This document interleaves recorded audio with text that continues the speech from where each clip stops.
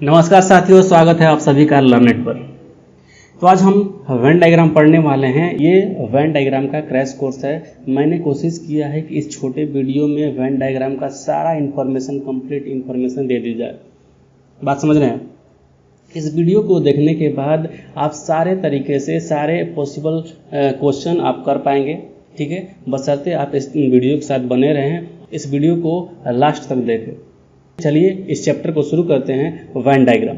तो Venn diagram पढ़ते हैं तो इसमें 3 रिलेशन आता है। सबसे पहले हम इनमें 3 रिलेशन को पढ़ लेते हैं, और उसमें जो सबसे पहला रिलेशन है वो किस चीज़ का है? वो सबसे पहला जो रिलेशन है वो ऑल का है। ऑल मीन्स सभी, ठीक है। ऑल मीन्स सभी।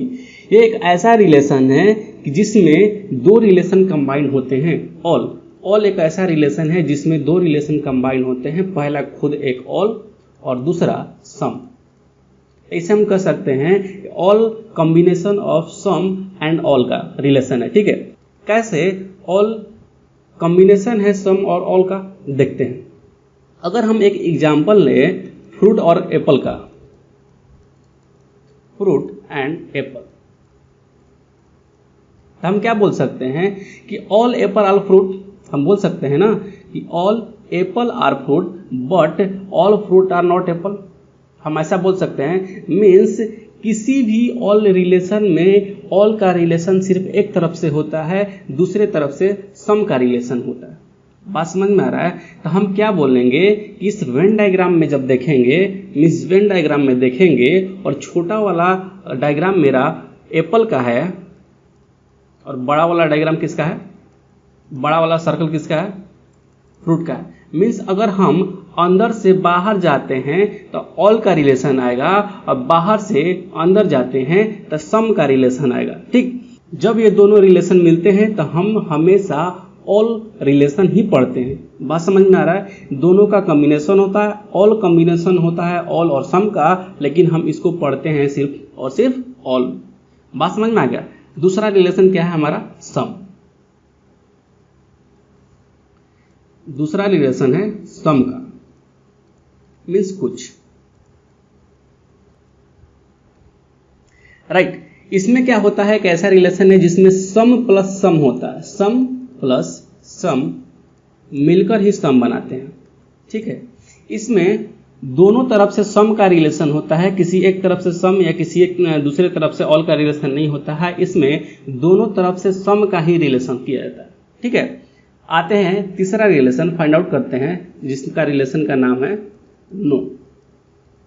ये एक ऐसा रिलेशन है जिसमें कोई सा भी रिलेशन नहीं होता है, कोई रिलेशन नहीं होता है, ठीक है। एक ऐसा रिलेशन है जिनमें 2 ऑब्जेक्ट के बीच में कोई भी रिलेशन नहीं होता है। बात समझ में आ रहा है? यही हमारा क्या है? 3 रिलेशन है। इसी 3 कंसेप्ट के आधार पर सारे क्वेश्चन इस चैप्टर से पूछे जाते हैं। तो चलिए देखते हैं। इसमें जब हम ऑल का रिलेशन देखते हैं तो मैंने क्या बोला आपसे, ऑल सिर्फ एक तरफ से होता है, दूसरे तरफ से सम का रिलेशन होता है। ऑल के रिलेशन में एक तरफ से ऑल का रिलेशन होता है और दूसरे तरफ से सम का रिलेशन होता है। तो जिसमें ये लिस्ट दिया गया है, तो देखिए जो लिस्ट दिया है इनमें हम कोशिश करेंगे ऑल किधर से होगा उसका रिलेशन बताने का, ठीक है। तो हमने क्या पढ़ा था, फ्रूट्स और एप्पल में हमने क्या पढ़ा था कि all apples are fruit, means इसमें एरो इस तरीके से होगा। ऐसे ही हमें इस सारे के सारे जितने भी रिलेशन दिए गए हैं, जितने भी क्वेश्चन दिए गए हैं, उनमें एरो हमको फाइंड आउट करना है, इसको देखना है, ठीक है। चलिए शुरू करते हैं। तो हम क्या बोलेंगे, ऑल चेयर्स आर फर्नीचर। हम ये नहीं बोलेंगे कि ऑल फर्नीचर आर चेयर, उसी तरीका से बोलेंगे all cars are vehicles, all rains are water, all brothers are man. All man are brothers नहीं बोल सकते हैं, हम बोलेंगे ऑल ब्रदर्स आर मैन, ठीक है। तो हम यहाँ पर बोलेंगे कि ऑल सिस्टर्स आर वुमेन। लेकिन यहाँ पर 4 देखो रिलेशन क्या है, 4 ये रिलेशन स्पेस वाला है। जैसे Delhi in India, doctor in hospital, student in class, pilot in plane. क्या है, सारे स्पेस का रिलेशन है। और स्पेस का जितने भी रिलेशन होता है वो सारा क्या होता है, ऑल का रिलेशन होता है। लेकिन वो दोनों रिलेवेंट होना चाहिए। ऐसा नहीं कि हम बोलेंगे पटना और राजस्थान दोनों इरिलेवेंट हैं, तो इरिलेवेंट में नो का रिलेशन होगा और रिलेवेंट में क्या होगा, ऑल का रिलेशन होगा। बात समझ में आ रहा है? अब यहाँ पर हम बोलेंगे क्या कि ऑल मदर्स आर वाइफ्स, हम ये नहीं बोल सकते हैं कि ऑल वाइफ्स आर मदर। हम यही बोल पाएंगे कि जो माँ होंगी वो जरूरी निश्चित तौर पर क्या होगा कि वो पत्नियां रही होंगी, तभी वो जाकर माँ बनी होंगी। ठीक है, तो all mothers are wife, not wifes are mother.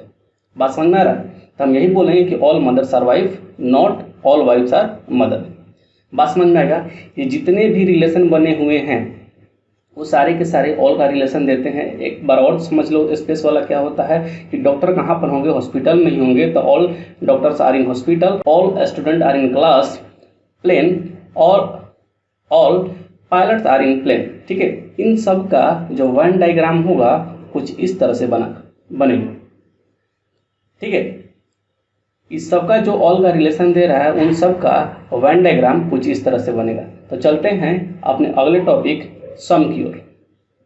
देखिए सम का एग्जाम्पल, इसमें रिलेशन हमेशा दोनों तरफ से होता है, सम दोनों तरफ से होगा। ठीक है, हमने क्या बोला कि सम के रिलेशन में रिलेशन दोनों तरफ से होता है कि सम इंजीनियर्स आर मैन बिल्कुल बोल सकते हैं, and some mans are in engineer, ये भी बोल सकते हैं, राइट। उसी प्रकार से some women are teacher and some teachers are women बोल सकते हैं। सम सिंगर्स आर डांसर और सम डांसर आर सिंगर, ये भी बोल सकते हैं। देखो ये प्रोफेशन है, टीचर एक ऐसा प्रोफेशन है, ध्यान देना, टीचर एक ऐसा प्रोफेशन है जिस किसी के साथ भी आता है हमेशा सम का रिलेशन देता है। ठीक, प्रोफेशन ऐसे प्रोफेशन सम का ही रिलेशन देता है, लेकिन टीचर एक ऐसा प्रोफेशन है किसी के साथ भी सम का रिलेशन देता है। ठीक है, इसको आप ध्यान में रखिएगा, इस वीडियो को सुनते जाना है। ठीक है, आपको कोई भी प्रॉब्लम नहीं आने वाला, इस वीडियो को कंप्लीट देखिए और इसके बाद आप इस चैप्टर से रिलेटेड सारे क्वेश्चन बना पाएंगे, राइट। देखिए उसी प्रकार से सम टीचर्स आर इंजीनियर होते हैं, सम इंजीनियर्स आर टीचर भी होते हैं। उसी प्रकार से some teachers are doctor and some doctor are teacher, right. अब आते हैं नो के रिलेशन में। तो भैया नो का रिलेशन हम कब कहेंगे? इसको हम प्रैक्टिकली मीन्स इसका एक छोटा सा ट्रिक समझते हैं। जब किसी को किसी दूसरे के नाम से नहीं बुला सकते हैं उसे हम हमेशा नो का रिलेशन बोलेंगे। क्या बोलेंगे? जब हम एक को दूसरे के नाम से बुला ना सके तब नो का रिलेशन होता है। क्या समझे? जब हम एक को दूसरे के नाम से ना बुला सके तब ही नो का रिलेशन आएगा, उसके अलावा नो का रिलेशन नहीं होगा। क्योंकि यहाँ पर देखो, हम हस्बैंड को वाइफ के नाम से नहीं बुला सकते हैं, वाइफ को हस्बैंड के नाम से नहीं बुला सकते हैं, उसी प्रकार के मम्मी को पापा के नाम से नहीं बुला सकते हैं, पापा को मम्मी नहीं बोल सकते हैं, चेयर को टेबल नहीं बोल सकते हैं, टेबल को चेयर नहीं बोल सकते हैं, एप्पल को मैंगोज नहीं बोल सकते हैं, मैंगोज को एप्पल्स नहीं बोल सकते हैं। उसी प्रकार से लखनऊ को पटना नहीं बोल सकते हैं, पटना को लखनऊ नहीं बोल सकते हैं, यूपी को बिहार नहीं बोल सकते हैं, बिहार को यूपी नहीं बोल सकते हैं, राम को श्याम, श्याम को राम हम नहीं बोल सकते हैं, गीता सीता बबीता हम किसी को एक दूसरे के नाम से नहीं बोल सकते हैं। तो सारे के सारे नाम क्या होंगे? सारे के सारे नाम का जो रिलेशन होगा हमेशा नो का रिलेशन होगा। बात समझ में आ रहा है इतना तक?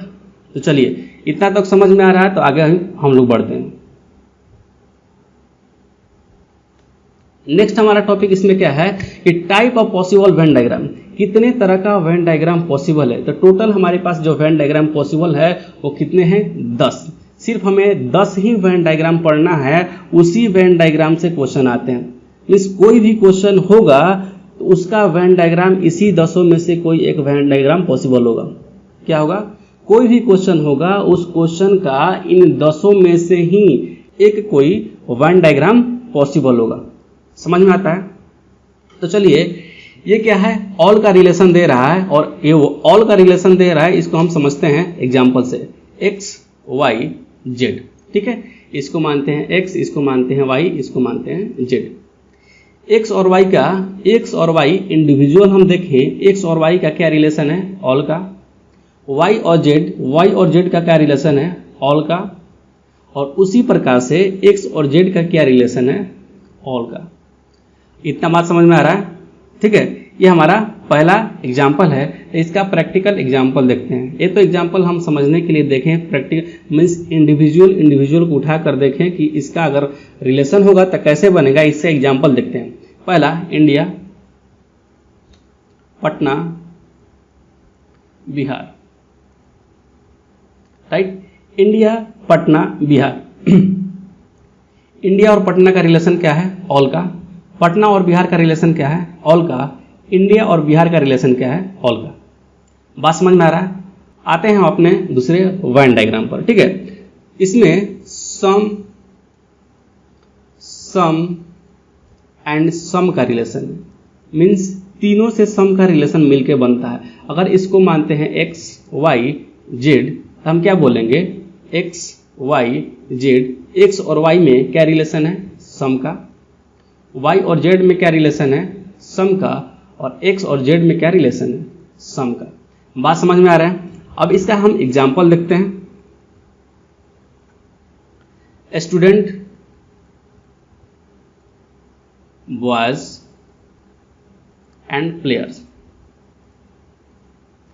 The student, some student are boys, some का relation, some boys are player, some का relation, and some student are players, ये भी some का रिलेशन होगा। तो चलते हैं अपने अगले वेन डायग्राम की ओर। इसको मानते हैं x y z, ठीक है। x y z, इसमें क्या रिलेशन होगा, नो नो नो। एक बार ध्यान देना, मैंने जो पढ़ा है एक बार ध्यान देना। जब हमेशा ऑल आए, क्वेश्चन में दे दिया उसका तुम्हारा उत्तर आ रहा है ऑल ऑल ऑल, उसका वेन डायग्राम पहला बनेगा। सेकंड, जब तुम क्वेश्चन सॉल्व कर रहे हो उसमें तुम्हारा रिजल्ट आ रहा है सम सम सम, तो उसका वेन डायग्राम ऐसा बनेगा। और तीसरा, जब तुम्हारे क्वेश्चन का आंसर नो नो नो आ रहा है तो उसका वेन डायग्राम ऐसा पॉसिबल होगा, ठीक। अभी तक हम 3 वेन डायग्राम पढ़ चुके हैं, ठीक है। इसमें हम बोलेंगे, इसका एग्जाम्पल देखो, दिल्ली, राजस्थान एंड पटना। तो इन दोनों में किस चीज का रिलेशन है, नो का। इसमें भी किस चीज का रिलेशन है, नो का। और दिल्ली और पटना में किस चीज का रिलेशन है, नो का। कोई भी रिलेशन नहीं है, ठीक है। अब अगला आते हैं। अगला क्या है, नो ऑल ऑल, ठीक है। इसका एग्जाम्पल समझते हैं। इसका एग्जाम्पल क्या है, अगर लेते हैं डॉग्स, कैट्स, एनिमल। तो डॉग और कैट में किस चीज का रिलेशन है, नो का। कैट्स और एनिमल में किस चीज का रिलेशन है, ऑल का। डॉग और एनिमल में किस चीज का रिलेशन है, ऑल का। Means all dogs are animal, all cats are animal. इन दोनों में ऑल का रिलेशन है, लेकिन डॉग और कैट में नो का रिलेशन है। क्यों कि हम डॉग को कैट नहीं बोल सकते हैं, कैट को डॉग नहीं बोल सकते। बात समझ में आ रहा है। तो चलिए अपने अगले वेन डायग्राम की ओर।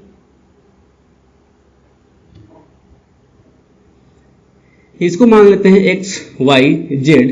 तो हम बोलेंगे इसमें सम एंड नो।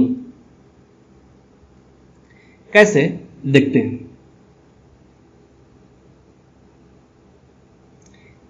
इंजीनियर्स, डॉक्टर और मैन। तो हम क्या बोलेंगे, इस नो इंजीनियर्स और डॉक्टर। इंजीनियर और डॉक्टर में किस चीज का रिलेशन होगा, नो का। अब हम बोल सकते हैं सम डॉक्टर आर मैन, बिल्कुल बोल सकते हैं। तो यहां पर सम का रिलेशन होगा। और ये भी बोल सकते हैं कि some engineers are man and some man are engineers. बोल सकते हैं कि नहीं बोल सकते हैं, ठीक है। तो नेक्स्ट देखते हैं ऑल नो नो का। अगर आपका रिजल्ट ऐसा आएगा ऑल नो नो, तब जाके आपका वेन डायग्राम इस प्रकार से बनेगा। तो ऑल नो नो का एग्जाम्पल देखते हैं। Women, sister and brother. तो हम बोल सकते हैं कि ऑल सिस्टर आर वुमेन। बोल सकते हैं नहीं बोल सकते हैं। हम क्या बोल सकते हैं कि ब्रदर सिस्टर होता है, सिस्टर ब्रदर होता है, बिल्कुल नहीं बोल सकते हैं। तो यहाँ पर रिलेशन क्या होगा, नो का। क्या हम बोल सकते हैं कि बहन भाई मीन्स औरतें भाई होते हैं, नहीं बोल सकते हैं। हम क्या बोलेंगे, यहाँ का रिलेशन नो होगा। बात समझ में आ रहा है। अगला हम देखते हैं अपना वेन डायग्राम। इसका जो रिलेशन है क्या है, ऑल, सम एंड नो। इसमें तीनों रिलेशन आ गया। तो इसका हम एग्जाम्पल देखते हैं। Male, father, children. तो हम बोल सकते हैं क्या कि ऑल फादर्स आर मेल, बिल्कुल बोल सकते हैं कि, लेकिन हम ये नहीं बोल सकते हैं कि ऑल फादर्स आर चिल्ड्रेन या ऑल चिल्ड्रेन आर फादर, हम बिल्कुल नहीं बोल सकते हैं। तो इन दोनों के बीच का रिलेशन क्या होगा? नो होगा, ठीक। लेकिन हम बोल सकते हैं कि सम मेल आर चिल्ड्रेन, जो बच्चे होते हैं पुरुष भी होते हैं, ठीक। सम मेल आर चिल्ड्रेन हम बोल सकते हैं और सम चिल्ड्रंस आर मेल ये बोल सकते हैं। तो हमारा डायग्राम कैसा होगा? इस प्रकार से होगा। नेक्स्ट का हमारा रिलेशन क्या है? All, some and some. आते हैं इस एग्जाम्पल पर, ब्रदर, मैन और इंजीनियर। तो हम बोल सकते हैं कि ऑल ब्रदर्स आर मैन, बोल सकते हैं कि नहीं बोल सकते हैं? ऑल ब्रदर्स आर मैन, बिल्कुल बोल सकते हैं। हम ये भी बोल सकते हैं कि सम मैन्स आर इंजीनियर या सम इंजीनियर्स आर मैन, ठीक है। हम ये भी बोल सकते हैं कि सम ब्रदर्स आर इंजीनियर्स और सम इंजीनियर्स आर ब्रदर, बोल सकते हैं कि नहीं बोल सकते? बिल्कुल बोल सकते हैं। और इस तरह के रिलेशन ऑल सम का होगा तो उसका वेन डायग्राम ये वाला होगा। बात समझ में आ रहा है? तो चलिए अपने अगले वेन डायग्राम की ओर।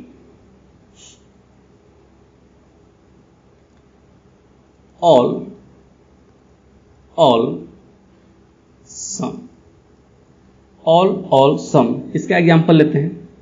Brother, husband and man. तो ब्रदर और हस्बैंड के बीच में क्या होता है? सम ब्रदर्स आर हस्बैंड, बोल सकते हैं कि नहीं? अब ये बोलोगे कि सर ऐसे कैसे बोल रहे हैं कि ब्रदर को आपने हस्बैंड बना दिया, लेकिन होता है। देखो कैसे, क्या कुछ ऐसे भाई नहीं होंगे जो कि हस्बैंड होंगे? मीन्स आप दो भाई हैं तो मीन्स एक भाई या दोनों भाई हस्बैंड तो होंगे ही होंगे, उनका शादी तो होगा ही है ना, तो वो तो हस्बैंड बनेंगे ही बनेंगे। तो हम क्या बोल सकते हैं कि सम ब्रदर आर हस्बैंड, बिल्कुल बोल सकते हैं। लेकिन ऑल ब्रदर आर हस्बैंड ये पॉसिबल नहीं है, ठीक है। अब हम क्या बोल सकते हैं कि ऑल हस्बैंड आर मैन, बिल्कुल बोल सकते हैं कि नहीं बोल सकते हैं? ऑल हस्बैंड आर मैन बोल सकते हैं। अब देखते हैं, यहां पर भी बोल सकते हैं कि all brothers are man, all brothers are man, लेकिन यहां पर क्या होगा? Some brother are husband. बात समझ में आ रहा है? तो अगर कभी भी रिलेशन आपको मिल जाए ऑल सम, तो उसका वेन डायग्राम ऐसा पॉसिबल होगा, राइट। अब आते हैं सम, यहां पर होगा सम नो एंड नो। जब कभी भी आपका रिलेशन सम नो आ जाए उसका वेन डायग्राम ऐसा बनेगा। इसका भी एग्जांपल देखते हैं। Brother, husband and sister, right. तो हम बोल सकते हैं, अभी हम देखें कि सम ब्रदर्स आर हस्बैंड, इसको बना सकते हैं।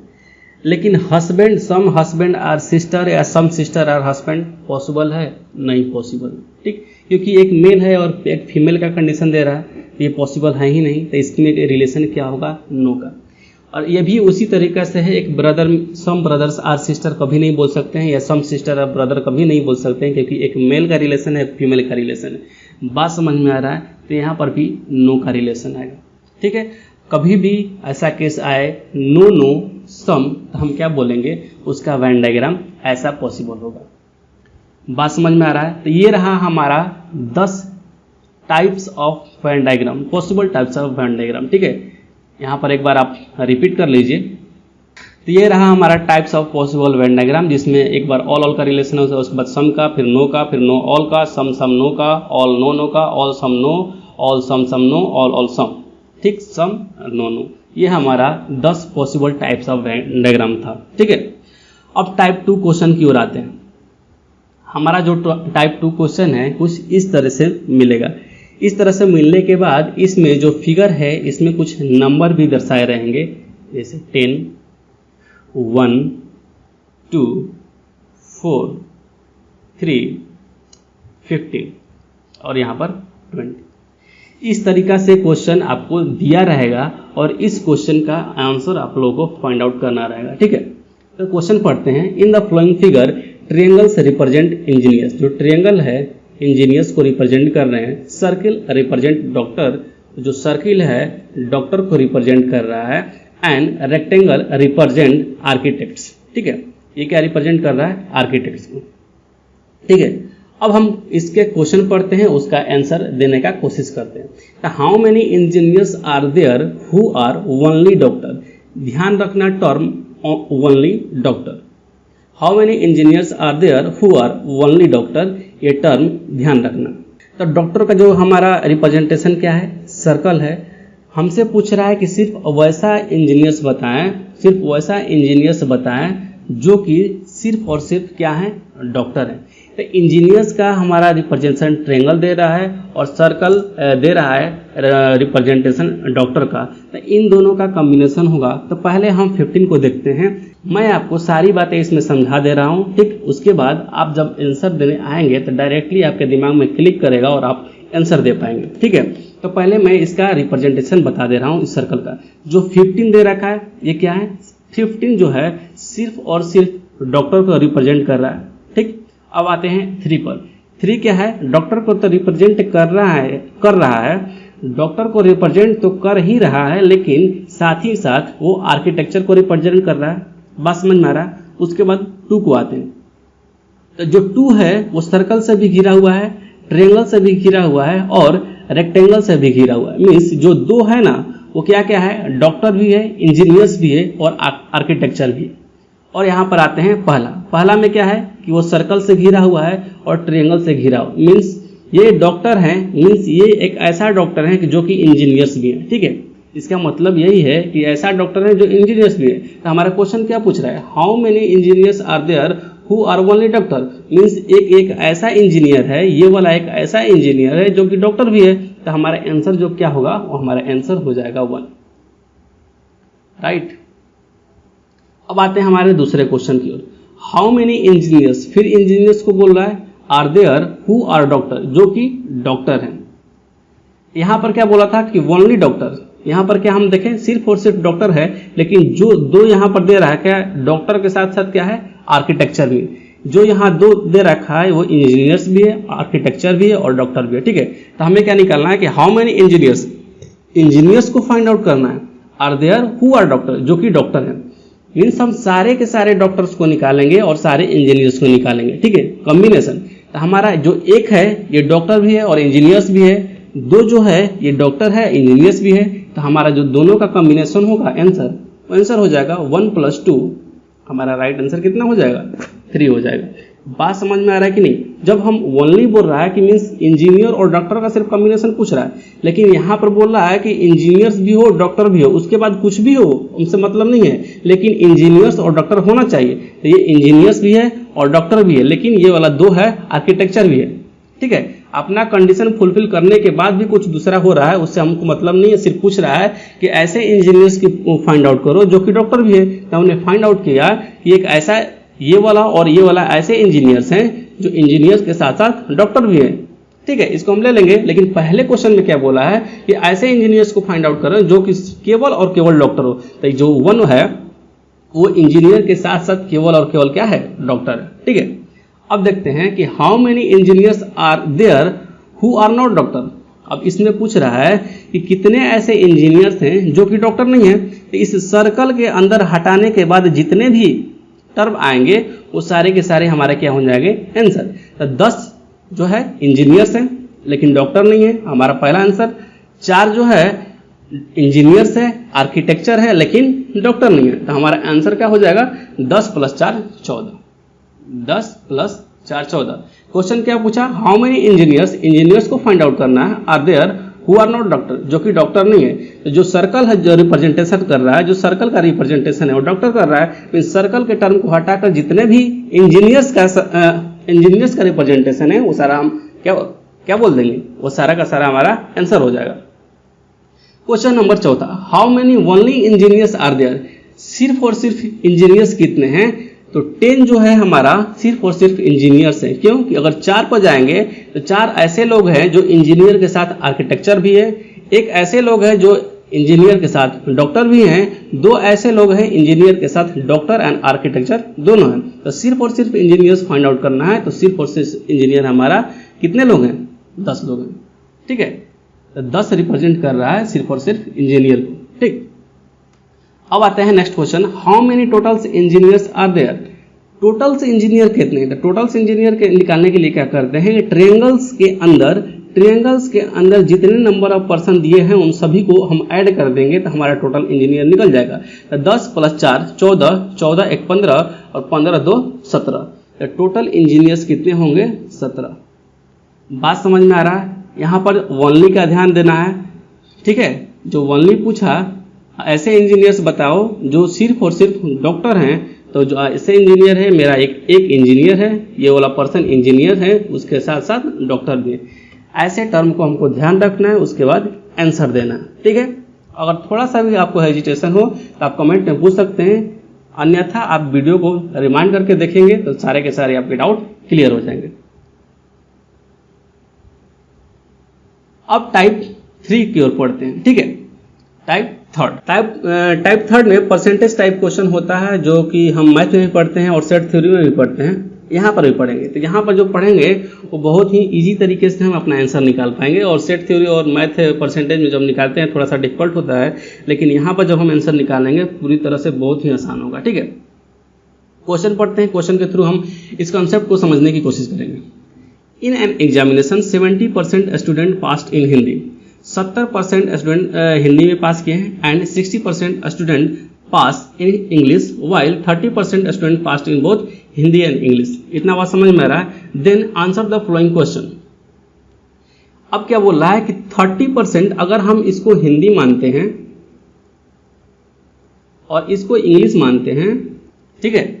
देखिए ये जो इंटरसेक्शन दे रखा है, ये क्या बोलता है कि हिंदी और इंग्लिश दोनों का इंटरसेक्शन है, तो हम क्या बोलेंगे, ये जो इंटरसेक्शन, जो ये सेक्शन है, ये क्या है, हिंदी और इंग्लिश दोनों का सेक्शन है। तो ये बोल ही रहा है क्वेश्चन में कि 30% student passed in both Hindi और इंग्लिश। तो यहाँ पर हम 30 पहले से मेंशन कर देंगे, ठीक है। अब आते हैं, पहला क्या दे रखा है, 70% student pass in Hindi, 70% student Hindi में पास किए गए हैं। तो हम हिंदी में, अगर ये हिंदी का पूरा रिप्रेजेंटेशन है और हिंदी 70 दिखा रहा है, तो पहले से इस हिंदी के रिप्रेजेंटेशन में 30 आ गया है, तो यहाँ पर हम क्या लिखेंगे, 40। उसी प्रकार से 60% student pass in English, 60% student English में पास हो चुके हैं, और ये वाला सर्कल रिप्रेजेंट कर रहा है इंग्लिश को, और इसी सर्कल में पहले से 30 आ चुका है, तो यहाँ पर हम क्या फिल करेंगे, 30। इतनी बात समझ में आ रहा है कि नहीं, इतनी बात समझ में आ रहा है कि नहीं। हिंदी कितना रिप्रेजेंटेशन है, 70, इंग्लिश का कितना रिप्रेजेंटेशन है, 60, और दोनों इंटरसेक्शन का रिप्रेजेंटेशन है 30। अब देखो, what are the percentage of student who pass only in Hindi, सिर्फ और सिर्फ हिंदी में पास होने वाले छात्रों की संख्या क्या है। तो हिंदी में सिर्फ और सिर्फ पास होने वाले छात्रों की संख्या कितनी है, 40। तो यहाँ पर हम 40 आंसर टिक कर देंगे, ये हमारा आंसर हो जाएगा, राइट।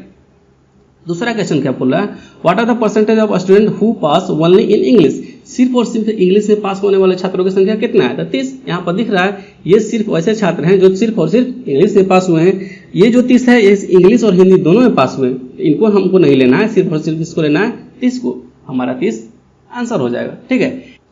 ये तो क्वेश्चन उस पर बेस्ड था जब हमारे पास सिर्फ और सिर्फ 2 टर्म हो, लेकिन जब 3 टर्म मीन 3 सब्जेक्ट दिए गए हों, उस तरीका से क्वेश्चन जब आएंगे तो उसको हम कैसे सॉल्व करते हैं उसको हम देखते हैं, ठीक है। इसे बोल रहा है कि इन ए class 300 student pass in Hindi, 300 student क्या हैं, पास हुए हैं हिंदी में, 200 student pass in English, 200 student English में पास हुए हैं, और उसके बाद क्या बोल रहा है, and 250 student pass in mathematics. Means हमारे पास 3 सब्जेक्ट है, जब 3 सब्जेक्ट दे दिया जाए तो उसका वेन डायग्राम का रिप्रेजेंटेशन कुछ इस तरह से होगा, ठीक है। ये मान लेते हैं कि हमको रिप्रेजेंट कर रहा है हिंदी को, और इसमें कितने स्टूडेंट हैं, 300। ये रिप्रेजेंट कर रहा है इंग्लिश को, और इसमें कितने स्टूडेंट हैं, 200, और ये वाला सर्कल रिप्रेजेंट कर रहा है मैथमेटिक्स को, और इसमें कितने स्टूडेंट हैं, 250, राइट। अब क्वेश्चन आगे पढ़ते हैं। 50 student passed in Hindi and English, 50 student Hindi और इंग्लिश में, हिंदी और इंग्लिश को मिलाकर 50 स्टूडेंट पास हुए हैं। 25 student pass in English and mathematics, English और मैथमेटिक्स को मिलाकर कितने स्टूडेंट पास हुए हैं? 25 student. And 75 student pass in mathematics and Hindi, mathematics और हिंदी को मिलाकर पास होने वाली संख्या कितनी है? 75। 20 student pass in all 3 subject, Hindi, English, mathematics. तो ये जो इंटरसेक्शन आप देख रहे हैं ये तीनों का इंटरसेक्शन है, और जो ये तीनों का कॉमन पार्ट है तो उसमें कॉमन क्या दे रखा है? 20 student pass in all 3 subject. 20 student ऐसे हैं जो कि पूरे सब्जेक्ट में पास हो चुके हैं, राइट। अब देखते हैं, फिर से दोबारा हम पढ़ते हैं कि 50 student pass in Hindi and English, Hindi और इंग्लिश मिलाकर 50 स्टूडेंट पास हुए हैं। मीन्स ये वाला जो एरिया रिप्रेजेंट कर रहा है हिंदी और इंग्लिश को रिप्रेजेंट कर रहा है, लेकिन इस एरिया में 20 ऑलरेडी पास हो चुके हैं। तो 20 ऑलरेडी पास हो चुके हैं तो हमारा ये एरिया कितना का रिप्रेजेंट कर रहा है? 50 को, और 20 पहले से हैं तो यहाँ पर हम क्या लिखेंगे? 30। बात समझ में आ रहा है कि नहीं? नाउ फिर देखते हैं क्या कि 25 student pass in English and mathematics, 25 student English और मैथमेटिक्स में पास हुए हैं। तो ये वाला जो एरिया दे रहा है इंग्लिश और मैथमेटिक्स को दे रहा है, और इसमें इस एरिया को रिप्रेजेंट कितना कर रहा है? इस एरिया में कितना हमको फिल करना है? 25, जबकि 20 हमको पहले ही से दे रखा है। तो यहाँ पर सिर्फ और सिर्फ क्या लिखेंगे? 5। इस एरिया में 25 नहीं लिखना है और इस एरिया में 50 नहीं लिखना है। हम इस एरिया को देखेंगे, इस एरिया मीन्स हिंदी और इंग्लिश का इंटरसेक्शन, ये एरिया है, हिंदी और इंग्लिश का इंटरसेक्शन ये वाला एरिया है, ठीक। और इस वाले एरिया में हमको 50 फुलफिल करना है, ठीक है। तो 50 में पहले 20 पहले ही से फुलफिल कर चुके हैं, तो रिमेनिंग पार्ट जो होगा वही सिर्फ इस एरिया में फिल करेंगे। बात समझ में आ रहा है? जो हम टेक्निक अपना है यहाँ पर वही टेक्निक ये सारा हम अपनाएंगे, ठीक है।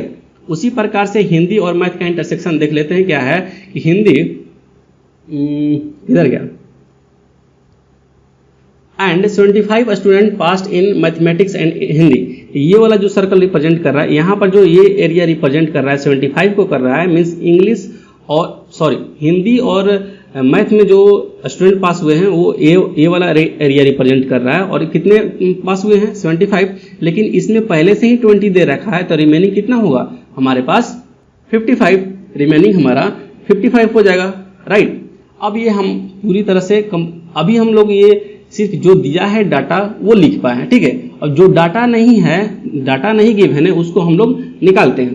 तो देखिए ये पूरा सर्कल रिप्रेजेंट कर रहा है 300 को, उसमें 30, 20 और 55 पहले से ही आ चुके हैं, तो यहाँ पर कितना बचेगा? 195, राइट। ये कितना हो जा रहा है? 105। तो 300 में 105 घटाएंगे तो कितना हो जाएगा? 195 बचेगा, और 195 हम लिख देंगे। अब आते हैं यहाँ पर, ये सर्किल कितने को रिप्रेजेंट कर रहा है? 200 को। 200 में 30, 20, 50, 50, 5, 55, 55 पहले ही से रिप्रेजेंट कर रहा है, तो ये रिमेनिंग पार्ट कितना होगा? 145 का। नेक्स्ट ये वाला सर्कल कितनों को रिप्रेजेंट कर रहा है? 250 को 55, 5, 60, 60, 20, 80, 80 पहले ही रिप्रेजेंट कर रहा है, तो ये वाला पार्ट कितना हो जाएगा? 170, राइट। अब हम इसमें पूरी जानकारी हम लोग फिल कर चुके हैं। अब जो भी क्वेश्चन पूछेगा उसका हम लोग आंसर देने के लिए रेडी हैं, ठीक। लेकिन हमें क्या करना है, जब भी कुछ ऐसा इस तरह का क्वेश्चन पूछेगा, हमें क्या करना है, जब भी इस प्रकार से कोई भी क्वेश्चन पूछेगा तो सबसे पहले हमको क्या करना है? सर्कल बनाना है। सर्कल में जो क्वेश्चन दिया उसका रिप्रेजेंटेशन दिखाना है, जो नहीं दिया है उसका भी रिप्रेजेंटेशन दिखाना है। उसके बाद क्वेश्चन पढ़ना है। क्वेश्चन पढ़ेंगे, क्वेश्चन पढ़ने के साथ हमारा आंसर मिल जाएगा, ठीक है। जो हमारा पहला क्वेश्चन है क्या पूछ रहा है कि what is the total number of student, कितने टोटल नंबर ऑफ स्टूडेंट है। तो इसको जोड़ने का देखो आसान तरीका क्या है कि ये रिप्रेजेंट कितने, ये सर्कल कितने को रिप्रेजेंट कर रहा है? 300 को। हम 300 लिखेंगे, प्लस इस सर्कल के बाद ये वाला सर्कल लेते हैं। इस सर्कल में 30, 20 पहले से लिखा गया है, तो 145 बचा और 5 बचा। 145 और 5 कितना हो जाएगा? 150। प्लस करेंगे, इस सर्कल में आए, इस सर्कल में 55, 20 और 5 पहले ही लिखा जा चुका है, तो ये बचा कितना? 70, तो 170 लिख देंगे। तो दोनों को ऐड करेंगे, तीनों को ऐड करेंगे तो कितना हो जाएगा? 300 और 150, 450, 450, 100 कितना हो जाएगा? 550, और 550 और 70 कितना हो जाएगा? 620। तो यहाँ हम लिखेंगे 620 और हमारा आंसर। देख रहे हो कैसे आंसर निकल रहा है? How many student have passed only in mathematics and English. सिर्फ और सिर्फ इंग्लिश और मैथमेटिक्स में पास करने वाले स्टूडेंटों की संख्या कितना है? इंग्लिश और मैथमेटिक्स में सिर्फ और सिर्फ इंग्लिश और मैथमेटिक्स में पास करने वाली संख्याओं का क्या है? 5 है, क्योंकि अगर 20 को काउंट करेंगे, देखो ये इंग्लिश और मैथमेटिक्स को रिप्रेजेंट कर रहा है, लेकिन ये केवल इंग्लिश और मैथमेटिक्स को रिप्रेजेंट कर रहा है। ये तो रिप्रेजेंट कर रहा है किसको? इंग्लिश, मैथमेटिक्स एंड हिंदी तीनों बोला। लेकिन हमारे पास क्वेश्चन क्या है? How many student have passed only in mathematics and English. सिर्फ मैथमेटिक्स और इंग्लिश में पास करने वाली संख्या कितना है? 5। हमारा आंसर हो जाएगा 5। How many student have passed only in Hindi and English. सिर्फ और सिर्फ हिंदी और इंग्लिश में पास करने वाली संख्या कितना हो जाएगा? 30।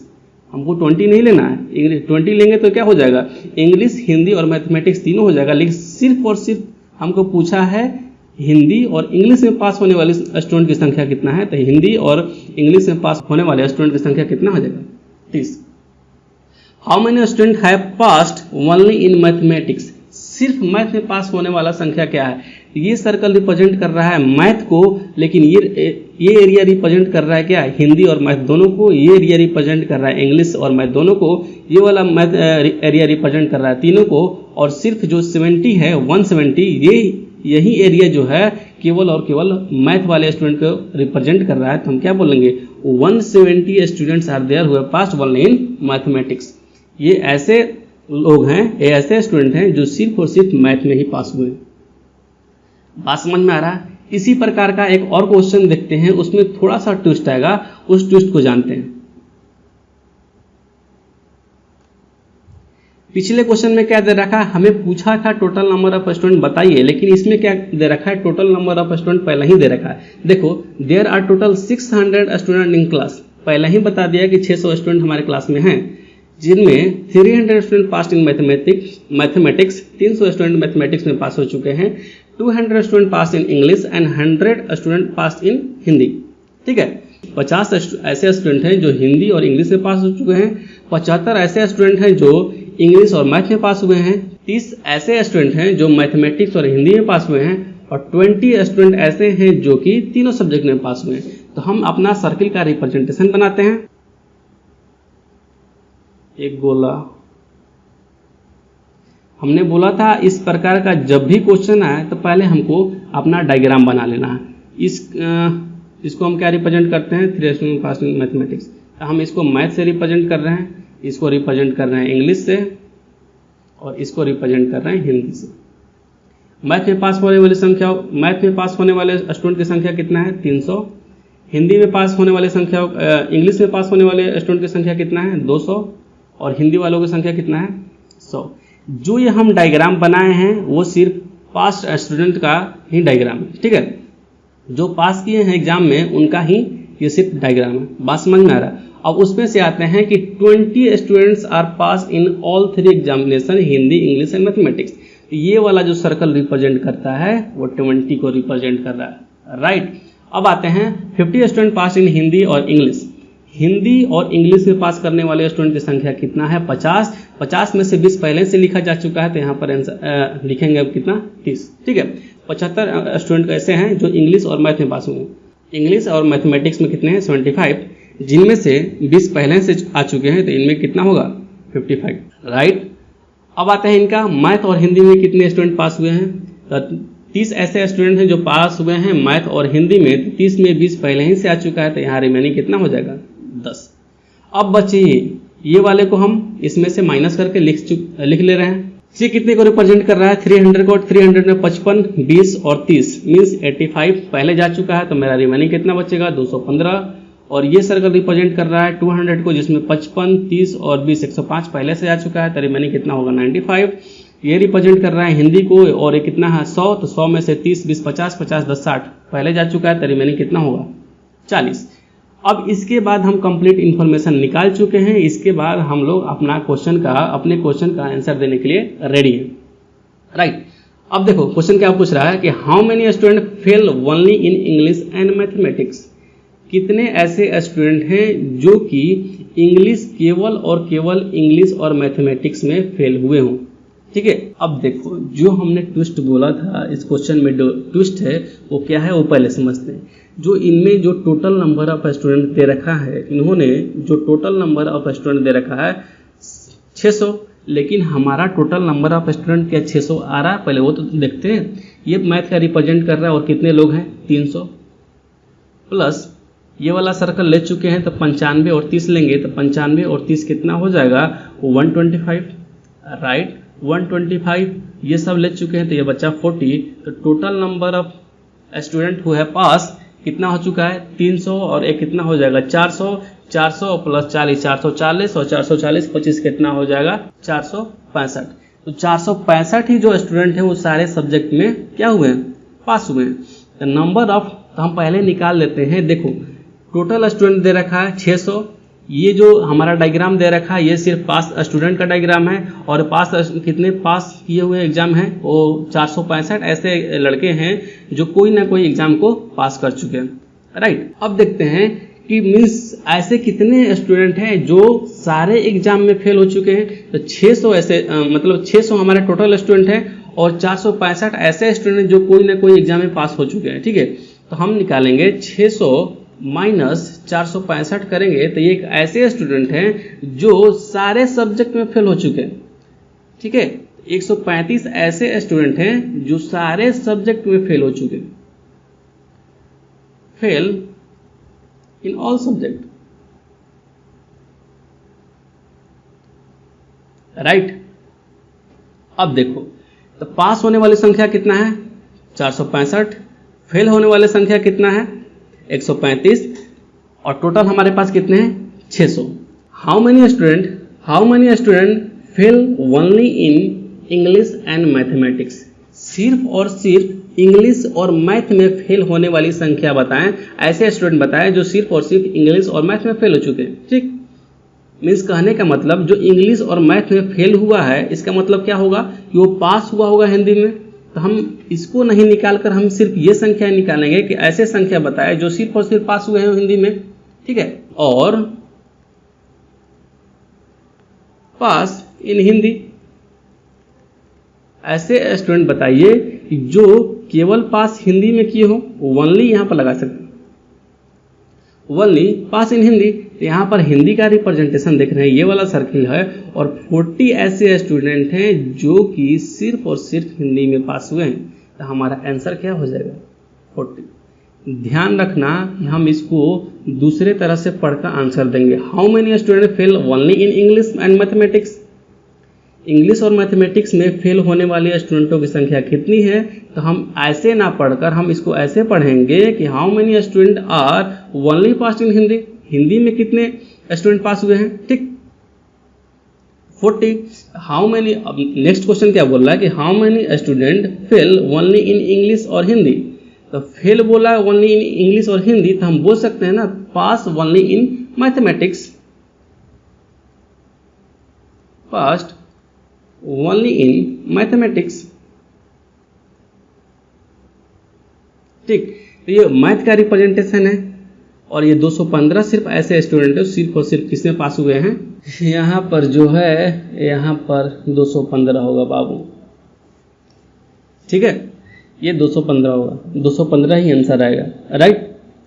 अब आते हैं अपने अगले क्वेश्चन की ओर। What is the total number of student pass, total number of कितने स्टूडेंट पास हो चुके हैं उसे निकालना है। तो टोटल नंबर ऑफ स्टूडेंट हम लोग पास कितना निकाल चुके हैं 465 पहले ही निकाल चुके हैं, तो 465 हमारा आंसर हो जाएगा। अब बोल रहा है कि how many student fail in all 3 subject, ये भी हम पहले निकाल चुके हैं। तो how many student fail in all 3 subject is 135। तो बढ़ते हैं अपने अगले क्वेश्चन की ओर।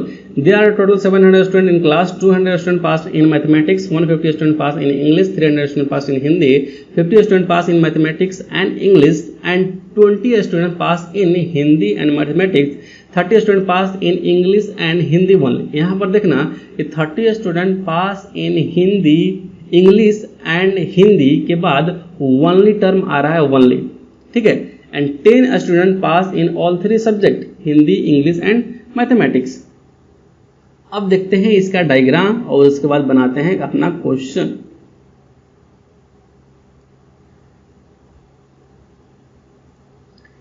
हम पहले ले लेते हैं कि 10 स्टूडेंट ऐसे हैं कि जो कि सारे एग्जाम में पास हो चुके हैं, ठीक। हम इसको रिप्रेजेंट कर रहे हैं किससे, मैथ से।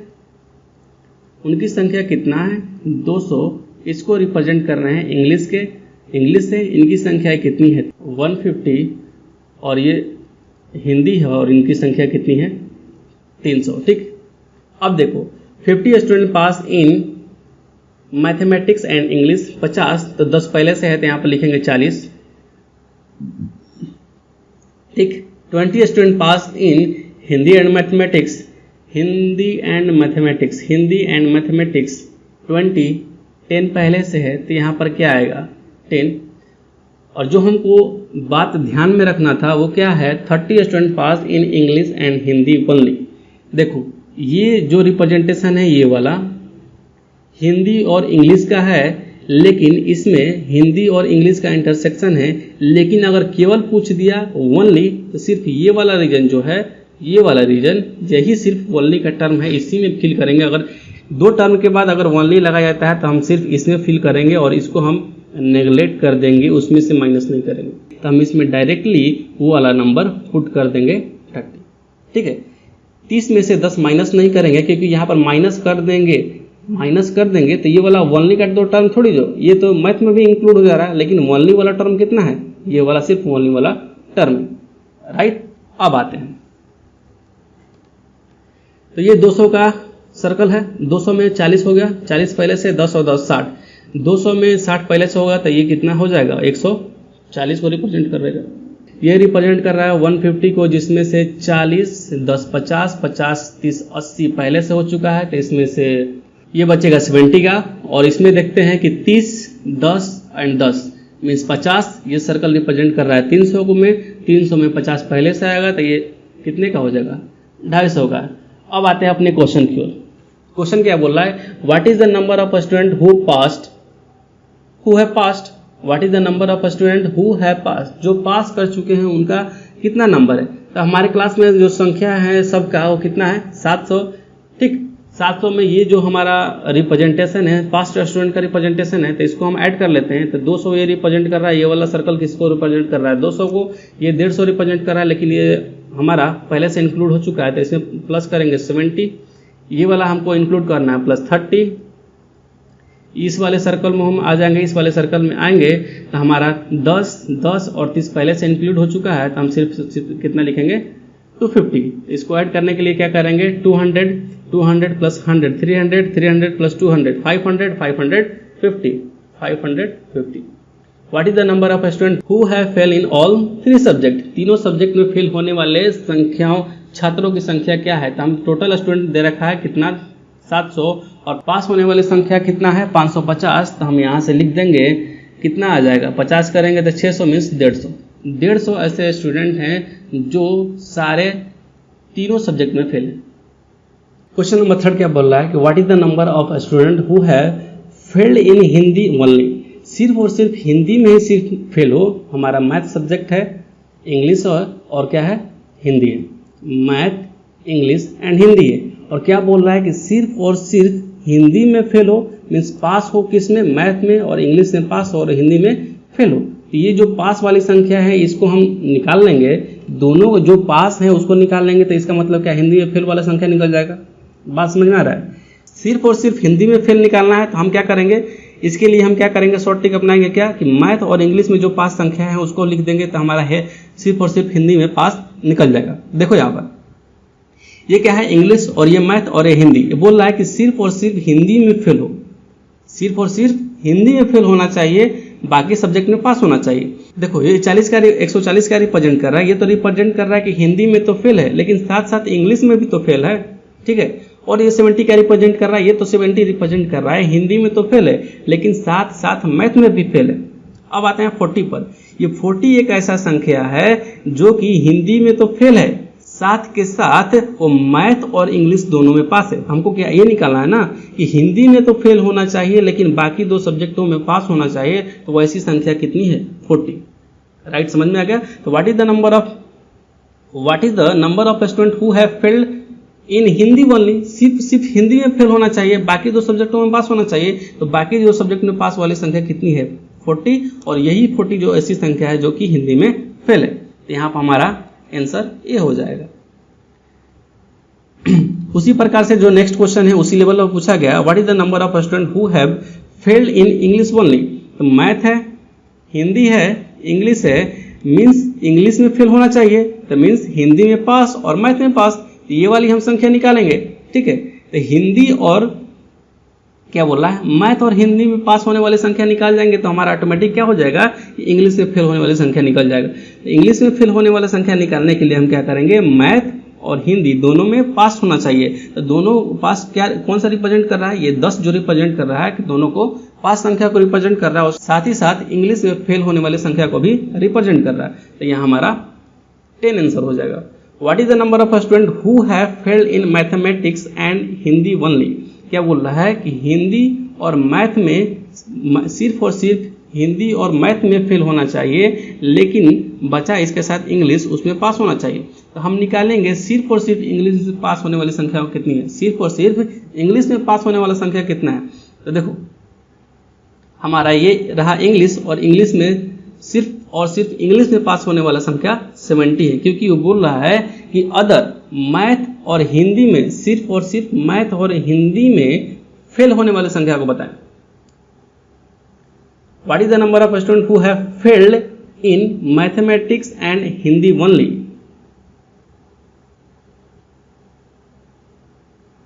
मैथ और हिंदी में फेल होने वाली संख्या को बताएं। 140 तो हिंदी मैथ में पास है, 225 हिंदी में पास है, 10 दोनों में पास है, 10 तीनों में पास है, 40 क्या है, ये तो दोनों में पास है इंग्लिश और मैथ में, 30 क्या है, हिंदी और इंग्लिश दोनों में पास है। लेकिन 70 ही एक ऐसा नंबर है, 70 ही ऐसा स्टूडेंट है जो केवल और केवल इंग्लिश में पास है, बाकी 2 सब्जेक्टों में क्या है, फेल है। हमारा 70 जो होगा आंसर हो जाएगा। तो ये रहा वेन डायग्राम का कंप्लीट इंफॉर्मेशन। इसी प्रकार से क्वेश्चन पूछे जाएंगे, जो मैंने बोला है उसी के आधार पर क्वेश्चन पूछे जाएंगे।